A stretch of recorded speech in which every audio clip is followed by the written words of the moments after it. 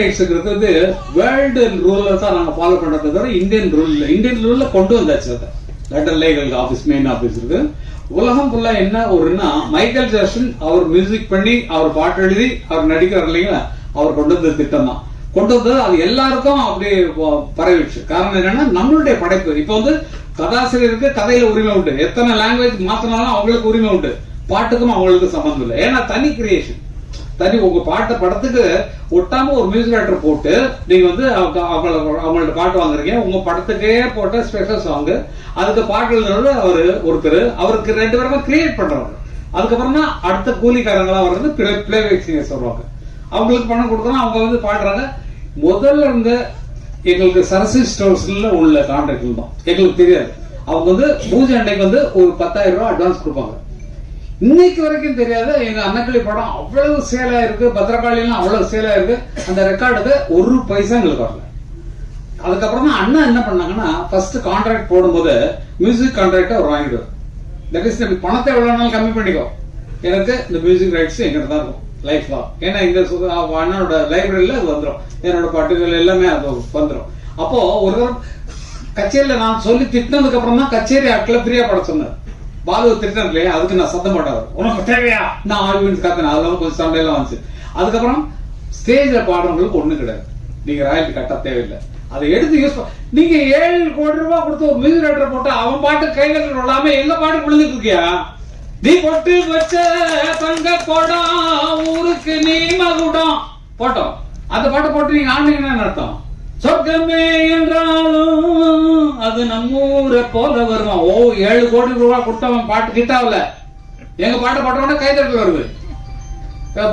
ஜோடி மஞ்ச கோருவி நாடுன்னு பாட்டுதான், சாஞ்சாடு நெஞ்ச தழுவின்னு மியூசிக் போட்டவன்ல உன் பாட்டு கிட்டாவலையா, எங்க பாட்டு போட்டவன ஆளுங்க கை உச்சி அடிக்கலாம், டான்ஸ் ஆடுறான். அப்ப அதுக்கு கூலி எங்களுக்கு வரணும் இல்ல, எங்க பேரை போடாம தானே எங்க மியூசிக் டைரக்டர் பணம் கொடுத்து அவ்வளவு கொடுத்து அவங்கள்ட்ட வாங்க முடியாது தானே எங்க பாட்டு போடுறீங்க.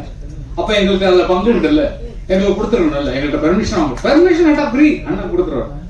இப்போ கேட்காம போட்டதுன்னா அவருக்கு கோவம் இருக்கு காரணம், எங்கிட்ட கேட்கல, எங்கிட்ட பெர்மிஷன் வாங்கல அப்படின்னு சொல்லி சண்டை போடுற காரணம் பணத்தை ஆசை சார், கொட்டி கிடக்கு. பல பேர் நினைக்கிறீங்க, ஆனா வந்து இந்த ரூலுங்கிறது விதிப்படி நம்ம போயாகும். விதி எவ்வளவு உருவாக்குனாலும் இப்ப இவங்களுக்கு கதையை வந்து வேற லாங்குவேஜ்ல போட்டாங்கன்னா இவங்க எவ்வளவு வேணாலும் கிளைம் பண்ணலாம். என்னோட சீர்சி விடு, அதாவது எங்களுக்கு 40 செகண்ட்ஸ் வச்சுக்கலாம், அதெல்லாம் ரூல் சொன்னா உங்களுக்கு புரியாது. இந்த மாதிரி அவங்க கதையின் மெயின் கதை எடுத்து வேற கதை பண்ணாலும் இது நம்ம கதையில கூடுறாங்க அப்படின்னு சொல்லி கூப்பிட்டு நம்ம வாங்கிக்கலாம். ரைட்ஸ் உண்டு, எவன் உருவாக்குனாலும் அவங்க அதுல பங்கு. அந்த மாதிரிதான் ராயல்டிங்கிற வரம் போயிட்டு இருக்கு. அது இனிமேல் பிரச்சனையே வேண்டாம். ஏன்னா பாருங்க எந்த படத்துக்குமே வராது, ஏன்னா எங்களுக்கு தெரியல, நம்மளோட பெர்மிஷன் கேட்காம போட்டுதானே அப்படிங்கும் போதுதான் உங்களுக்கு வருது. அஜித் படம் அதெல்லாம் ஒண்ணும் இல்லை, எங்க பாட்டு அவ்வளவுதான், உண்மையாக போட முடியல, எங்க பாட்டு தான் உனக்கு ஜெயிக்க வைக்கிறது அப்படிங்கிற சந்தோஷத்தோட இருக்கும். அது கேட்டுதான் இன்னும் சந்தோஷமா கொடுத்தோம். கேட்கலங்கிறதுனாலதான் கொஸ்டின், என்னுடைய சொத்தை எப்படி திருடலாம், நீ என்னுடைய கேட்கல எப்படி நுழையலாம், நீ தான் ஒரு மியூசிக் டைரக்டர் வச்சிருக்கே அவனை படம் இல்லையா இந்த மாதிரி அப்படின்னு சொல்லி அவங்கள என்கரேஜ் பண்றது தான் அந்த விஷயம் எல்லாம். அதனால எல்லாமே நல்ல வைக்கிறது தான் புரிஞ்சுக்க. எல்லாம் எங்களுக்கு பணத்தாசை கிடையாது இல்ல, எக்கச்சக்கமா இருக்கு, செலவு பண்ண முடியாம எக்கச்சக்க பணம் வச்சிருக்கோம். ரியல் எஸ்டேட் யாருக்கு நாங்க ஹெல்ப் பண்ண, நீங்க உழைச்சு முன்னுவாங்க, நீங்க யாரும் என்ன பண்றீங்கன்னு கேக்குறீங்க. அதெல்லாம் இல்ல, ஏன்னா கல்யாண மண்டபம் கட்டி வாடகை தான் விடுவோம், நல்ல துட்டு கறப்போம். எதுக்கு இது அடுத்த பிசினஸ், நமக்கு வரக்கூடிய அடுத்த சந்ததிகளுக்கு சேர்த்து வைக்கதான் அப்பங்காரம் இருக்கான். அதனால சேர்த்து வச்சதும் அடுத்த குழந்தைங்களுக்கு, பேரன் பேத்திகளுக்கு, அந்த அண்ணன் பிள்ளைங்களுக்கு, தம்பி பிள்ளைங்களுக்கு, அக்கா பிள்ளைகளுக்கு இவங்களுக்கு கொடுக்கத்தான் எங்களுக்கு, அதுக்குதான் சம்பாதிக்கணும், அவ்வளவு நல்லா இருக்கணும் எங்களை மாதிரி. அதனால ஒவ்வொருத்தரும் அப்படி வாழுங்க.